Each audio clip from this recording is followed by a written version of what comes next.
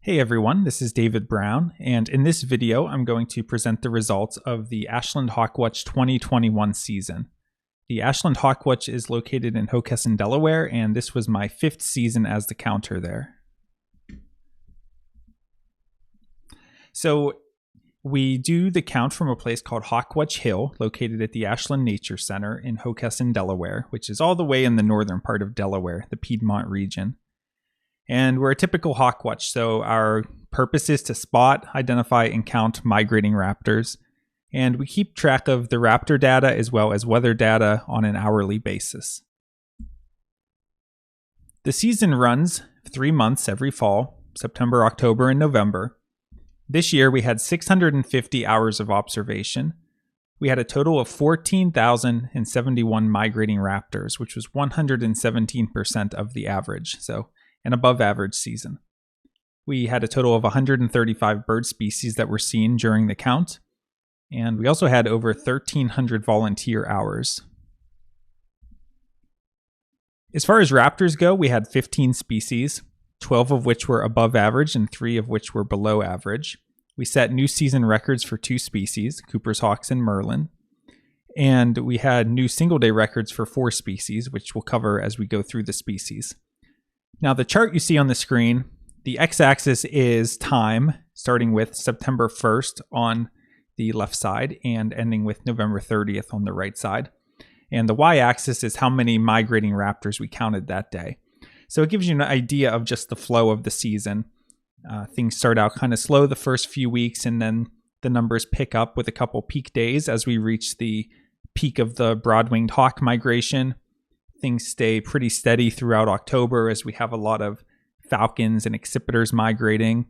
And then towards the end of the season, end of October into early November, we really start to get good numbers of things like vultures and red-tailed hawks, red-shouldered hawks. But one thing that was interesting this year is we started to get that late peak. And then the second week of November, we had a period of unseasonably warm weather when there wasn't a whole lot migrating. So that's why there's a bit of a dip there the second week of November. And then things began to pick up again towards the end of November. Okay, let's jump into the species. So first one is black vulture, and we had a season total of 728, which was above average. Again, these percentages are compared to the average. So 100% would be exactly average. 200% would be twice the average, 50% would be half the average. So 111% of the average. And we had a daily high count of 66 on October 28th.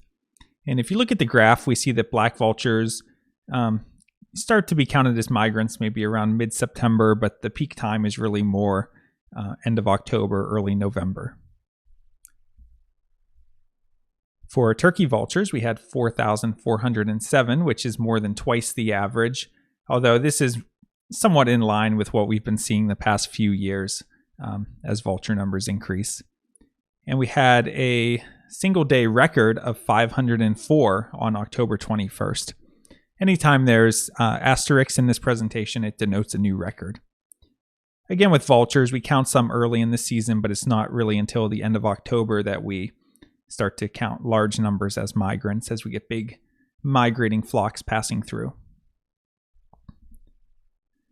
Ospreys, we had 240, which was just above average, and we had a high count of 23 on September 16th. And ospreys are an early season migrant, most of them coming in September and into October, and we have a slow trickle that continues until early November sometimes. Bald eagles, we had 769, which was almost twice the average. We had a high count of 29 on September 26th. And looking at the chart, you see eagles migrate the whole season, and we have various peaks. Peak towards the end of September, and then another peak at the end of October, early November. But really, when you looked at the totals, if you look at the totals for the 3 months, September, October, November, the bald eagle numbers were almost exactly the same for all 3 months. Northern harriers, we had 181, which was above average. We had a daily high count of 14 on September 30th. And Harriers migrate the entire count season, but you see they're a little more concentrated in the middle part of the season. Sharp-shinned Hawks, 1,981, which was above average. And we set a single-day record of 244 on September 30th. And Sharpies were real slow to start this season, hardly any at all the first 2 weeks, and then picked up after that. End of September through really the end of October, it was steady, and then not so many into November. For Cooper's Hawks, we had 664, which was a new record. And the high count was 38 on October 11th. And you can see we get Cooper's Hawks the whole season, but the peak is pretty much mid-October. Red-shouldered Hawks, as we go into the Beautios, we had 611. And we had a high count of 52 on October 28th. And you see we count small numbers of red shoulders for the first half of the season, but it's really the end of October, early November that it picks up. And again, this year we see that dip in the second week of November when just the weather was warm and there weren't winds to encourage the birds to migrate. And so that's why we have sort of this double peak, one at the, as October entered November, and then another one at the end of November. Broad-winged Hawks, we had 2,952, which was only 61% of the average. And for some species that might be alarming, but broadwings are so variable from year to year, just depending on where the big flocks go, that that doesn't indicate that the species is in trouble. It's just they didn't pass over us this year. And really, this number is pretty good compared to the past couple years, so we weren't too disappointed with that total. The high count was 713 on September 25th, which is somewhat late for a peak day. We usually think of the peak days as being more around September 17th, which we did have an early peak there. But yeah, September 25th, a week later, was when we actually had the highest count of the season. And the photo there, we had a broadwing on November 16th, very, very late for broadwing. And you see broadwings are mostly just concentrated in a couple week window, really, and from mid-September through the early part of October. They go to South America for the most part, so they got to get going. We had a Swainson's Hawk on September 29th. This was only the third one ever for Ashland. The previous two were in 2011 and 2017. And the thing that distinguishes Swainson's Hawks, at least in terms of shape, the thing that stands out from a distance, is how long and pointed those wings are. We had 787 red-tailed hawks, which was just below average. The high count was 46 on November 23rd. And if you look at the chart, we get red tails the whole season, but it's more in the second half that we get the peak.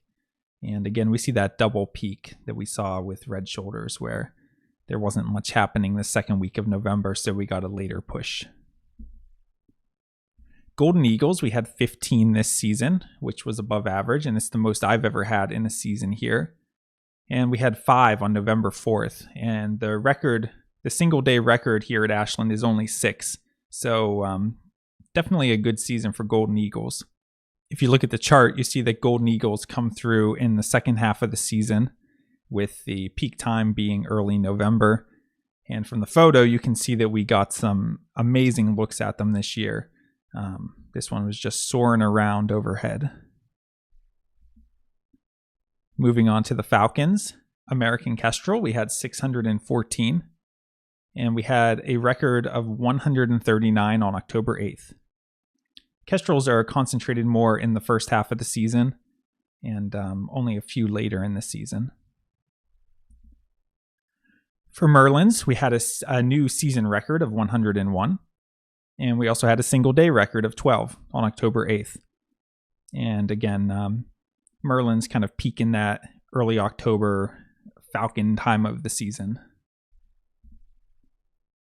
We had 16 peregrine falcons, which was below the average of 19, and a peak day of 3 on September 27th.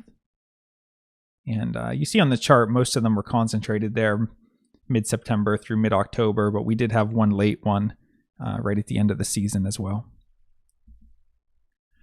Talking about non-raptors, we had a flock of 5 Sandhill cranes, which I don't have a photo of because I wasn't there that morning. In the top left, we have 2 Caspian terns. The bottom left, we had a great cormorant leading a flock of double-crested cormorants. In the top right, we had I think 5 or 6 red-headed woodpeckers, which is a really good count for that species. And in the bottom right, we had a Dickcissel. And both great cormorant and Dickcissel were new species for the Ashland Nature Center property. So pretty exciting to get some firsts this season. Next for me, I'll be spending some time with my family the next couple months and then heading up to Braddock Bay in Rochester, New York to count the hawks migrating back north. And this will be my 4th season up there. The Hawk Watch has a lot of people who provide various types of support and really make it possible for us to do this. So I'd like to thank Joe Sebastiani and the Delaware Nature Society, Sally O'Byrne and the Delaware Ornithological Society, and Jordan Brown and DNREC. And of course, all of the volunteers and visitors who dedicate their time to come out and hang out and help us run the count. And I think this season was probably the most fun I've ever had doing a Hawk Watch season. I think we had more fun, more food, more music. It was just a really fun season. So thank you everyone who contributed. All right. Thank you for watching. This is David Brown.